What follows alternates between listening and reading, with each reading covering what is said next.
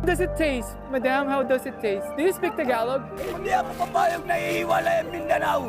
Kasi 3 star yan. 3 star lang yan. Mabawasan mo ba ng 1 star yan?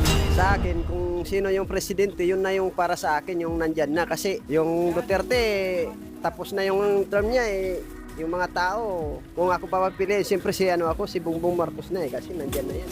Yan naman yung mga ganyan na mga tungkulin nila, hindi naman yan minamadali. Kumbaga dahan-dahan lang yan eh. Nakikita naman kung ano yung ginagawa niya. Kasi ang tao kasi, kung ano yung sinabi ng Pangulo natin, gusto nila madaliin eh. Hindi naman yan minamadali. Oo, dahan-dahan lang yan eh. Parang ano yan eh. Parang naghahanap buhay ka. Pag hindi ka masipag, hindi ka yayaman. Pero kung masipag ka, yayaman ka.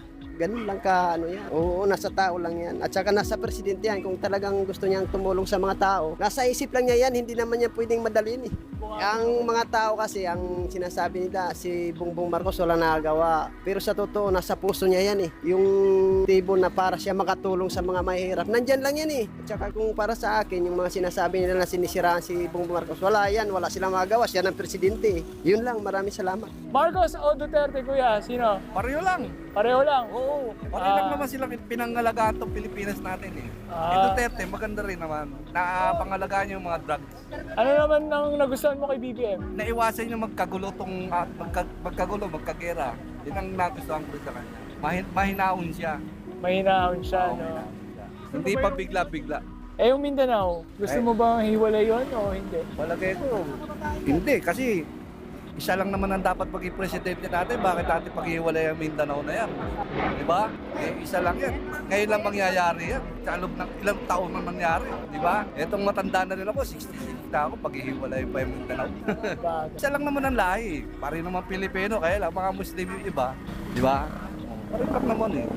Pilipinas pa rin dapat yun. Alright, thank you. kuya. Okay, thank you. Happy New Year. Happy New Year. Chinese New Year. Papa Binti? Sir, BBM o Duterte? BBM po. Bakit? Kasi po, marami siyang iniisip eh. Pagkat magulo na nga yung bansa natin, nagkakaroon ng global warming, tulad ng earthquake. Lahat ng Pilipinas, gera. Russia saka Ukraine. Tapos nagkaroon pa ng Israel saka Hamas. Nagkakagulo na yung mundo, nagkaroon pa ng case ng COVID, nagkamalas-malas. Tapos, may issue pa nga eh, China Sea sa West Philippine Sea. Sana po, mas maganda pa rin yung wala nang away, pag-ibig na lang dapat. Alright, kaya BBM ka. BBM pa rin ako.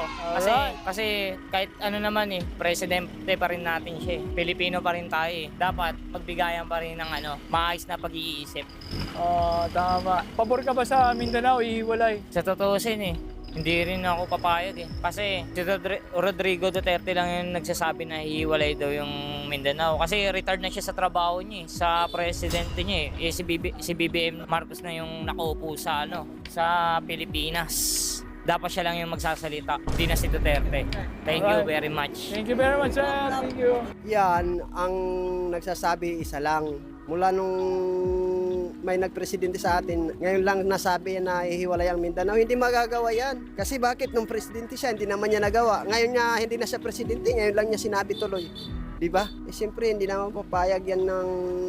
Sa bagay, nasa presidente lang yan. Hindi naman pwedeng hindi... Yan, gagawin yan kung ang presidente ang magsasabi na hihiwalay. Pero kung siya hindi na presidente, hindi na magagawa yan. Kasi pagbubutuhan ng mga tao yan. Pagbubutuhan ng taong bayan yan kung talagang kaya hiwalay. Yung mga medyo mga nakakataas sa atin. Pero kung isa lang yung magsasabi na hihiwalay, hindi pwedeng magawa yan. Kasi naku po, napakahirap sigurong gawin yan. BBM o Duterte, sino pipiliin mo? Kung pipiliin ako, dahil ako taga Mindanao ako, siyempre, ang pipiliin ko, yung nandito sa Luzon. Dahil ako pag Mindanao, sabihin ko, taga Duterte ako eh. Eh siya Luzon na ako, kahit Bongbong Marcos na ako. Tahimik na presidente.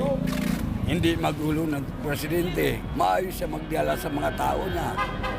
Ang kaso, ang problema, nakipagbangayan naman yung ex natin na hindi dapat mangyari. Pati yung mga anak ng 3, nadadamay. Rodrigo Roa Duterte, nais niyang ihiwalay ang Mindanao sa Luzon at Visayas o sa Republika ng Pilipinas. Payag po ba kayo na hindi na ito? Hindi ako papayag na iiwalay ang Mindanao. Kasi 3 star yan. 3 star lang yan. Babawasan mo ba ng 1 star yan ng Lunita? Ibang vlog to. Kumakain pala si madam ng quick. May maganda pala dito, pre. How does it taste? Madam, how does it taste? Do you speak Tagalog? Do you speak Tagalog po? Opo, nagtatagalog. Pilipina. Pilipina! Wow, grabe oh. Agree po ba kayo na ihiwalay ang Mindanao sa Luzon at Visayas? Hindi po. At bakit ayaw nyo?